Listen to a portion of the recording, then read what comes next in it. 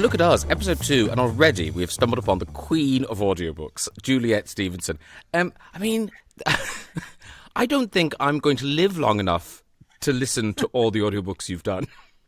Oh. That's so rude. I mean, I'd like to live that long.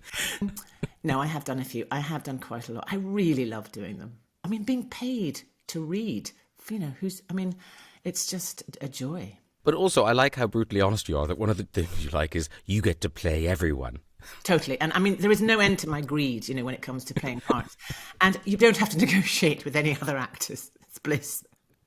But you get to play old, big old posh men and peasants and animals. And, you get to play the lot. Thanks for talking to us about Jane Austen and Pride and Prejudice. Because the world is quite small in Jane Austen and it's very kind of niche, how do you explain that enduring appeal? I mean, it's really kind of her and Dickens. They're kind of the two who you feel like are going to go on forever. People are never going to tire of these stories. What is it? Yes, I know. I think the truth is that her brilliance, I mean, she's like the Sherlock Holmes of human psychology, isn't she? She's so forensic with her magnifying glass into the human soul and the human psyche, whether it's men or women or, cross-class, cross-age.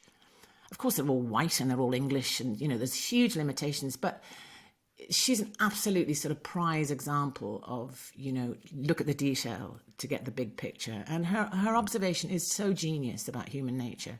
So the truth is, we're all there, even though we're wearing different clothes. The times are completely different, but human nature is really, really there. The language, I mean, it's almost like it was written to be read aloud. It sounds so gorgeous. But as the reader, obviously there's all the pleasures, but what are the pains? What are the bits of the books where you kind of think, oh, this again, or I've got to go through this? The challenge, it's not a criticism, but the challenge is that the way she writes is incredibly architectural. So her sentences go on and on and on.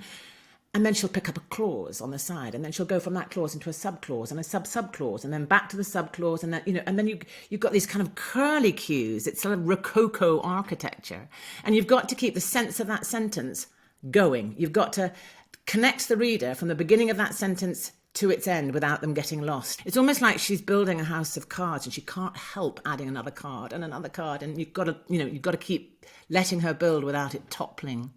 Mrs. Bennet, I find her a really interesting character because I think in adaptations, the temptation is to make her kind of cartoony and sometimes a bit cruel. But in the book, she's such a big character. You can't really do that. How did you approach her and kind of the balance between the comedy of her and the deadly seriousness of what she's doing? My joy in all the work, whatever the medium, is to find out why are women the way they are, And if a woman appears to be on the surface silly, a bit mindless, obsessed with sort of material things or marrying her daughter, then it's really fun to look at what has shaped Mrs. Bennet. What's Mrs. Bennet's backstory? We've taken enough of your time, Juliet Stevenson. Fly, you are free.